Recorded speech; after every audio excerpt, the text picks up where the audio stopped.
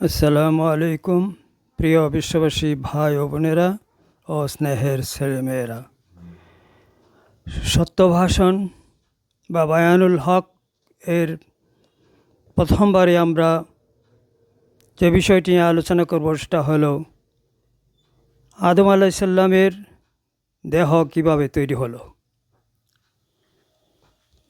হাদিস বা প্রচলিত কথা অনুসারে আমরা জানি ঠনঠনে কাদামাটির দ্বারা তৈরি হয়েছিল আদম আলাইহিস সালামের দেহ, কিন্তু প্রকৃত অবস্থা সেটি নয়।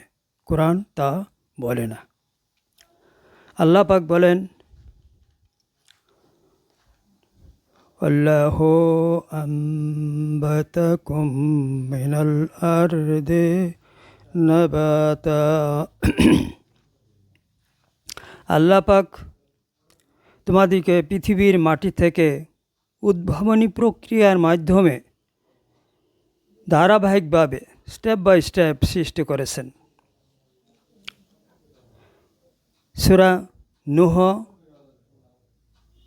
আয়াত 17 নং আয়াত। সূরা সেজদার 7 নং আয়াতে আল্লাহ তাআলা বলেন, আবাদা খলকল ইনসানি মিন তিন। আর মানব সৃষ্টির সূচনা শুরু করেছেন আল্লাহ পাক পচা কাদামাটির থেকে।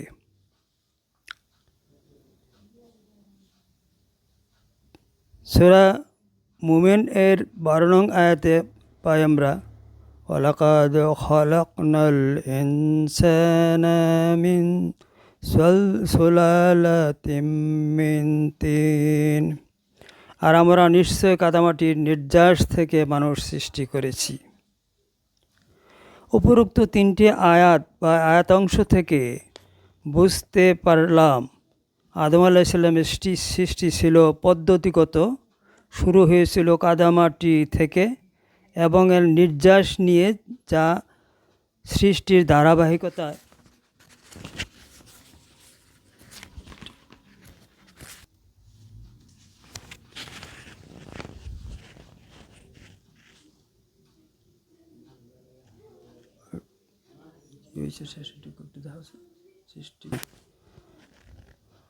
পূর্বে উল্লেখিত সূরা হিজরের 28 নং আয়াতে উল্লেখিত ইন্নী খালিকুম বাশারাম মিন সালসালিম মিন হামাইম মাসনুন খালাকাল ইনসানা মিন সালসালিন কাল ফাখর।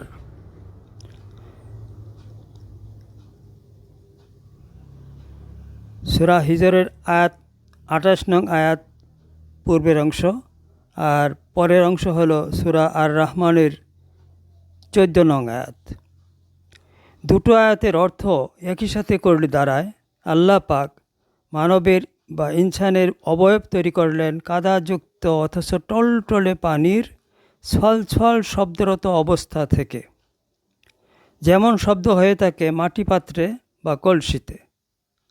কাল ফাখার বলার কারণ আরবে খেজুরের রস বা খাবার পানির দ্বারা আংশিক পূর্ণ কলসি বা মাটির পাত্রে ছলছল শব্দটি অতি পরিচিত ছিল। তাই প্রমাণ করে ওয়াহুয়াল্লাযী খালাকা মিনাল মাই বাশারা, অর্থাৎ আর তিনি এমন যিনি পানি থেকে মানবের দেহ সৃষ্টি করেছেন। ফুরকান, সূরা ফুরকানের 54 নং আয়াত। তাছাড়া আরও প্রমাণ করে আল্লাহু খালাকা কুল্লা দাব্বাতিম মিন মায়ে, আর আল্লাহ প্রত্যেক জীবজন্তুকে পানি হতে সৃষ্টি করেছেন। সূরা আম্বিয়া 30 নং আয়াতে আল্লাহ তাআলা বলেন, ওয়াজআলনা মিনাল মাই কুল্লা শাইইন হাইয়্য, অর্থাৎ আর আমি পানির দ্বারা প্রত্যেক প্রাণবান বস্তুকে সৃষ্টি করেছি। উপরোক্ত 3টি আয়াতাংশ থেকে বুঝতে পারলাম এবং নিশ্চিত করেই বোঝা গেল আদম আলাইহিস সালামের দেহ তৈরি হয়েছিল পানি থেকে, অর্থাৎ কাদা মাটি যুক্ত পানি থেকে।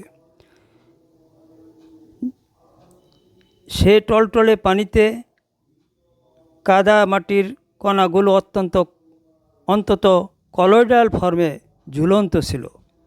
কাদামাটি থেকে আগত পানিতে উদ্ভিদের খাদ্যোপাদান নিউট্রিয়েন্টসগুলো দ্রবীভূত ছিল। সূরা আল ইমরানের 59 নং আয়াতাংশ থেকে আমরা পাই, খলাকাহু মিন তুরাব সুম্মা ক্বালা লাহু কুন ফায়াকুন। অর্থাৎ আল্লাহ পাক আদম আলাইহিস সালামকে বাষ্পীভূত কাদাযুক্ত পানি থেকে সৃষ্টি করেছেন। সুতরাং তিনি তাকে আদম আলাইহিস সালামকে বললেন, কোন হয়ে যাও, আর আল্লাহ নির্দেশ মতোই হয়ে গেলেন, ফায়াকুন। কি হলো? কাদাযুক্ত টলটলে পানি বাষ্পীভূত হলো এবং সাথে সাথেই আদম আলাইহিস সালামের দেহ গঠন করলো এবং সেই দেহে আদম আলাইহিস সালামের মানবাত্মা যা আল্লাহর তরফ থেকে আসে তা ঢুকে গেল এবং সাথে সাথেই পরিপূর্ণ যুবক আদম আলাইহিস সালামের সৃষ্টি হয়ে গেল। তাই আল্লাহ পাক বলেছেন, আল হাক্কু মির রাব্বিকা ফালা তাকুম মিনাল মুমতারিন। অর্থাৎ এই বাস্তব ঘটনা আপনার প্রতিপালকের পক্ষ থেকে হয়েছে বা হবে, সুতরাং আপনি সংশয়ীদের অন্তর্ভুক্ত হবেন না। এই বাস্তব ঘটনাটি অর্থাৎ কুন বলার পরপরই তুরাব থেকে আদম আলাইহিস সালামের সৃষ্টির পুনরাবৃত্তি ঘটার ঘটনা বিশ্বে শুধু একজনই নয়, বিশ্বের সকল মানুষ দেখতে পাবে পুনরুত্থান দিবসে।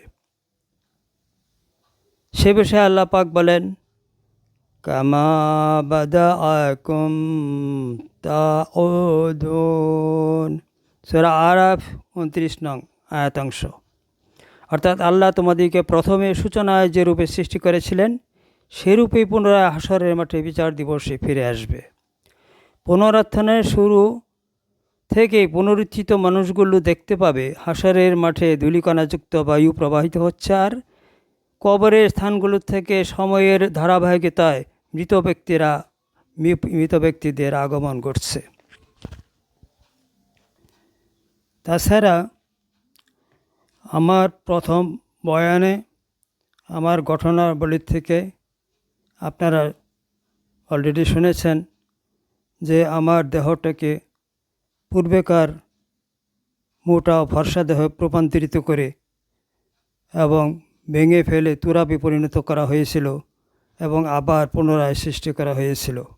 সে ব্যাপারে আল্লাহ পাক সূরা লুকমানের 28 নং আয়াতে বলেন, মা খালকুকুম ওয়ালা বা'সুকুম ইল্লা কানাফসিন ওয়াহিদা। তোমাদের সকলকে সৃষ্টি করা ও পুনরুত্থান ঘটানো তো এক ব্যক্তির সৃষ্টি বা পুনরুত্থানের অনুরূপ হবে। কাজেই আমার সৃষ্টির থেকেই আপনারা ধারণা করতে পারেন আদম আলাইহিস সালাম সৃষ্টি কীভাবে হয়েছিল এবং পুনরুত্থানে সকল মানুষ হাসরের মাঠে কীভাবে উপস্থিত হবে। আসসালামু আলাইকুম।